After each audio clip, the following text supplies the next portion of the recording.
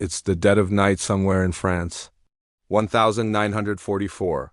German reconnaissance pilots are scanning the countryside from above.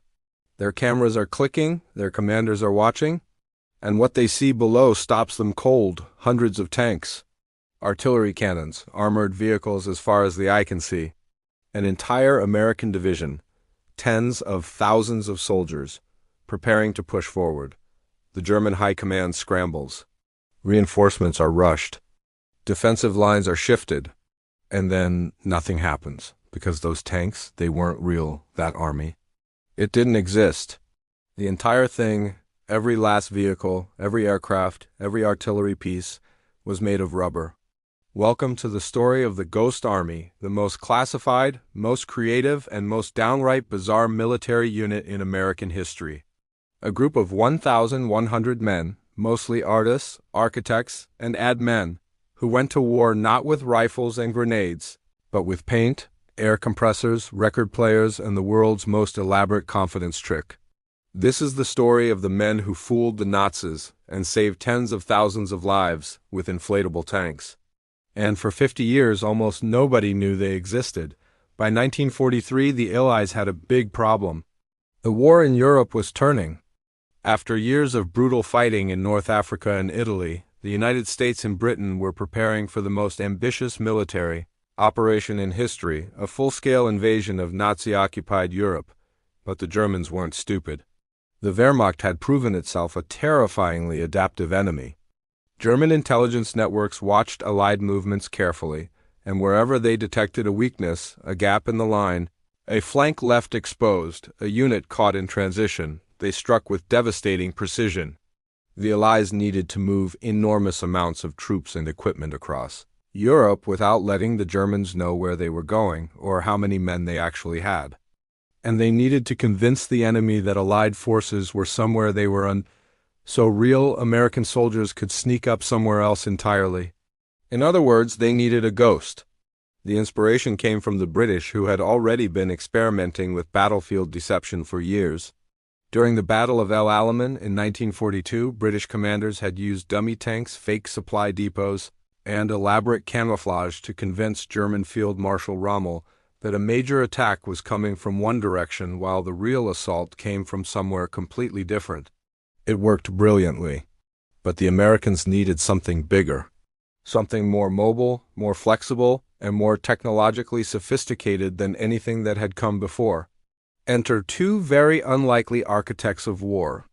Major Ralph Ingersoll was not your typical military officer.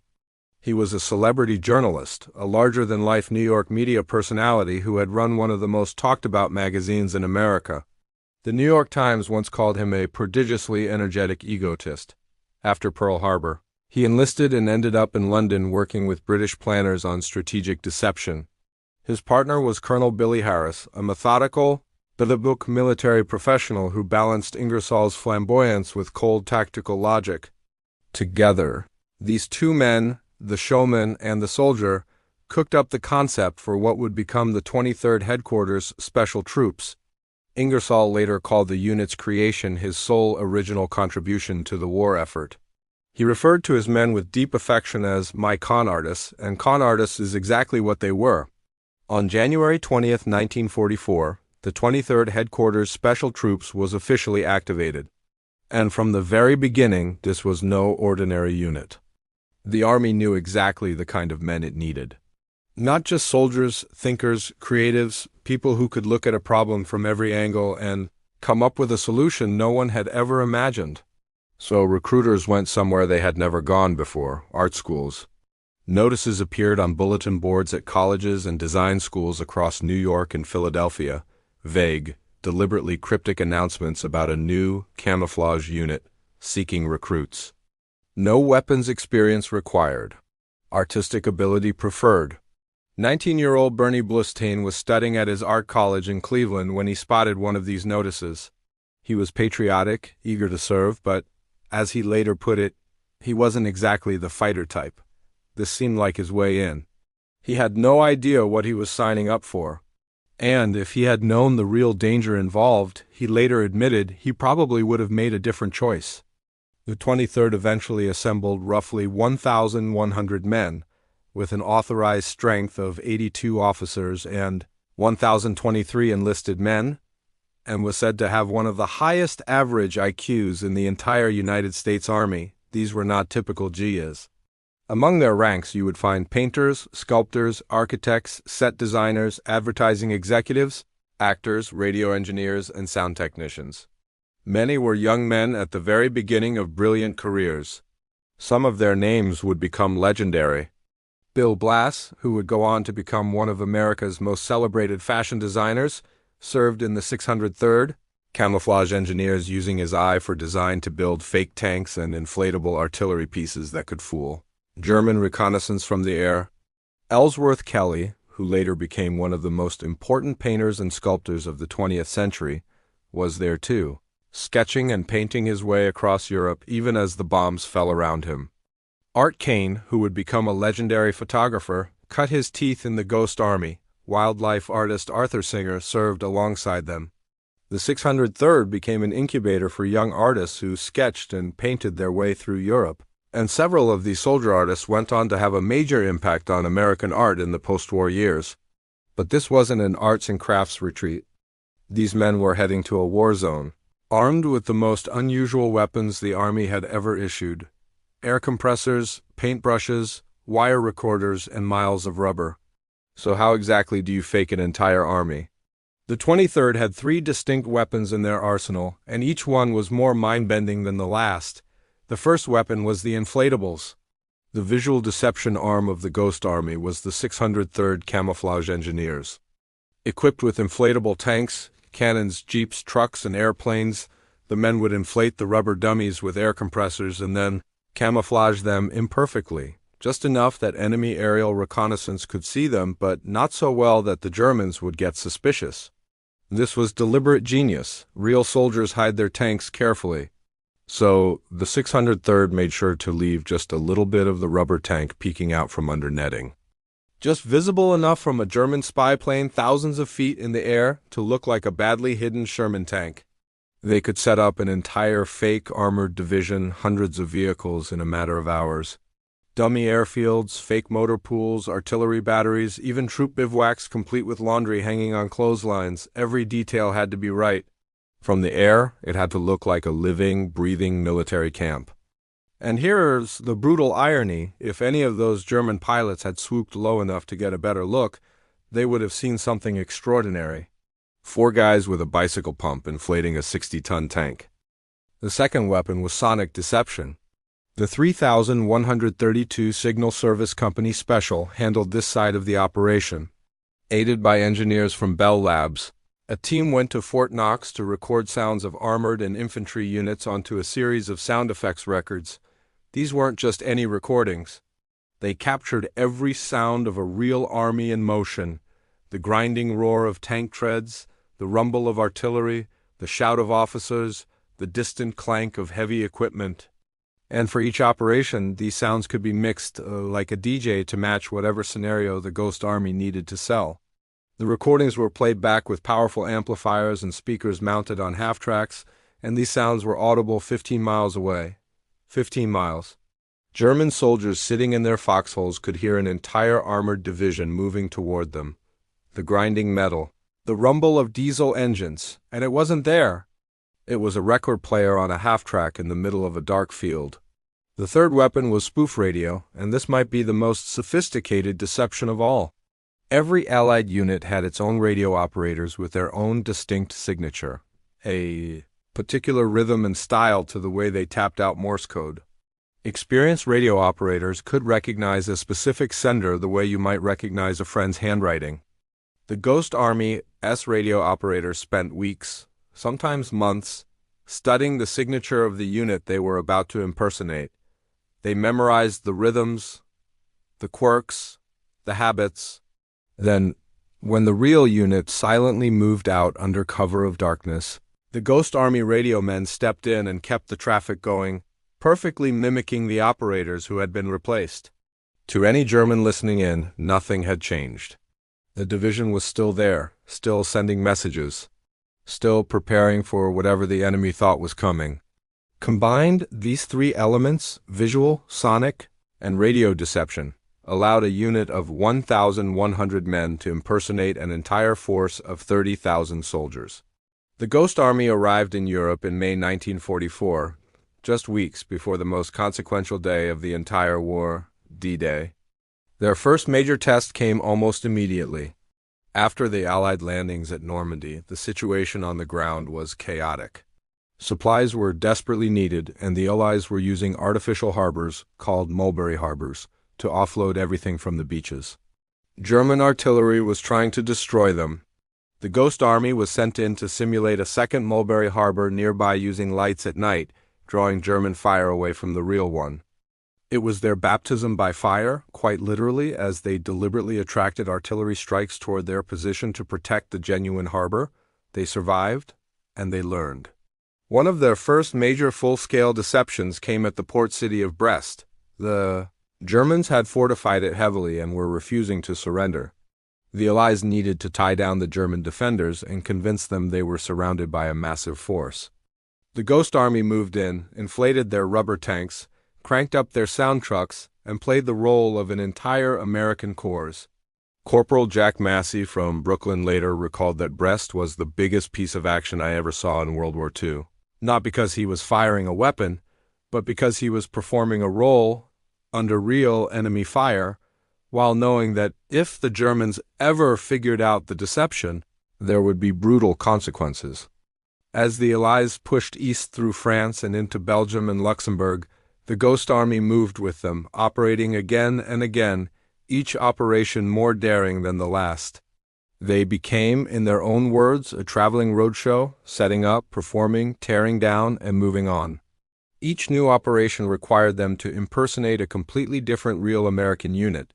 They had to get the patches right, the vehicles right, the radio signatures right. They even had to brief their own soldiers to tell the right cover stories if they ended up at local cafes, because German spies might be listening at the next table. The men immersed themselves in their roles, hanging out at local bars and cafes and spinning counterfeit stories for spies who might lurk in the shadows. This was method acting at gunpoint.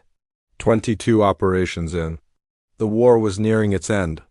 The Allies were preparing to cross the Rhine River, the last great natural barrier before the heart of Germany itself. And the Ghost Army was given its most ambitious mission yet. It was March 1945. The U.S. Ninth Army needed to cross the Rhine. But where? The Germans would be waiting, and any crossing point that was detected in advance could turn into a bloodbath. The Ghost Army was tasked with something extraordinary. Convince the German army that the Ninth Army was going to cross the Rhine 10 miles south of where they were. Actually going to cross? This was Operation Viersen, and it was their masterpiece. The Ghost Army impersonated 2 entire divisions, around 40,000 soldiers. The men inflated more than 600 dummy vehicles, transmitted false radio dispatches, and blared simulated sounds of soldiers building pontoon boats, enabling the Ninth Army to enter Germany with little resistance. 600 inflatable vehicles. Fake radio traffic pouring out of hundreds of transmitters. The thundering recorded sound of bridge construction and tank engines echoing across the Rhine in the dead of night. The German defenders were convinced. They repositioned their forces, braced for an assault at the fake crossing point, and waited. Meanwhile, the real U.S. Ninth Army crossed the Rhine 10 miles away, nearly unopposed. The Army's official history later declared that the Ghost Army's last deceptive effort of the war was, fortunately, its best. Tens of thousands of American soldiers crossed into Germany because 1,100 men with rubber tanks and record players had done their jobs perfectly. It's tempting to look at the Ghost Army and see it as some kind of adventure story, a bunch of artsy guys pulling pranks on the Nazis, but the reality was far more dangerous. These men operated in some of the hottest combat zones of the European theater, often just miles from the front lines, armed with nothing heavier than 50 caliber machine guns. Their only real protection was the deception itself. If it worked, the Germans would be looking somewhere else. Bernie Bluestein said it plainly. If he had known the real risks before he signed up, he probably would have made a different decision. And yet they did it, again and again, 22 times. In the rain, in the cold, in the dark, under artillery fire, close enough to hear German soldiers on the other side of the line. The 23rd was estimated to have saved between 15,000 and 30,000 American lives, but when the war ended, they couldn't tell anyone. In July 1945, the Ghost Army came home, and then they were told to forget everything. Every man who served in the 23rd was sworn to secrecy. The files were classified. The equipment was packed away or recycled. The Ghost Army-S deception equipment was taken and used in the Army-S Aggressor Force training program, and none of the original inflatable tanks are known to survive today. The men went back to their lives. Bernie Bluestein became an industrial designer in Chicago. Bill Blass became one of the most famous names in American fashion. Ellsworth Kelly transformed the art world. Art Kane became a photographer whose work defined an era, and none of them could say a word about what they had done together. For decades, veterans of the Ghost Army came home to streets full of parades for combat heroes, men who had fought with rifles and machine guns and earned medals in places like Omaha Beach and the Battle of the Bulge. These men had been there too, just as close to the danger and often just as frightened. But they couldn't explain why. They couldn't tell their families what they had actually done. They just had to smile and keep the secret. A brief newspaper article appeared right after the war, quickly forgotten. A 1985 Smithsonian piece broke a little more ground. But it was until 1996, more than 50 years after the war ended, that the Ghost Army was officially declassified. By then, many of the men were in their 70s and 80s. Some had already died without ever being able to tell their stories. When the story finally came out, the world was captivated. A PBS documentary in 2013 brought the Ghost Army to a national audience for the first time, and millions of Americans sat watching in stunned silence, discovering this extraordinary chapter of the war they had never been taught in school. The soldiers, by now elderly men in their 90s, finally got to tell their stories.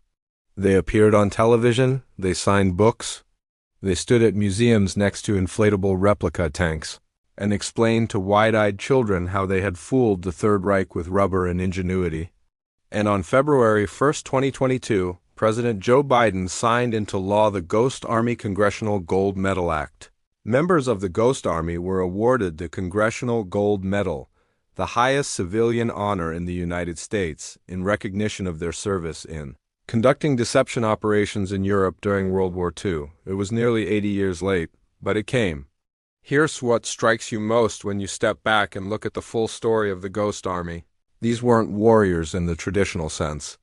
They were artists, designers, jazz musicians, ad men, architects. They were recruited not for their ability to fight, but for their ability to imagine, to look at a problem and see a solution no one else could see. And they went to war with that imagination, and they used it to save tens of thousands of lives. Every GI who crossed the Rhine at Viersen without a bullet through his chest. Every soldier who moved out of position while the Ghost Army covered for him. Every family who got their son, their husband, their father back after the war. Some of them owe that outcome, at least in part, to a group of 1,100 artists and thinkers who pumped air into rubber tanks in the middle of the night and dared the German army to figure out the trick. They never did.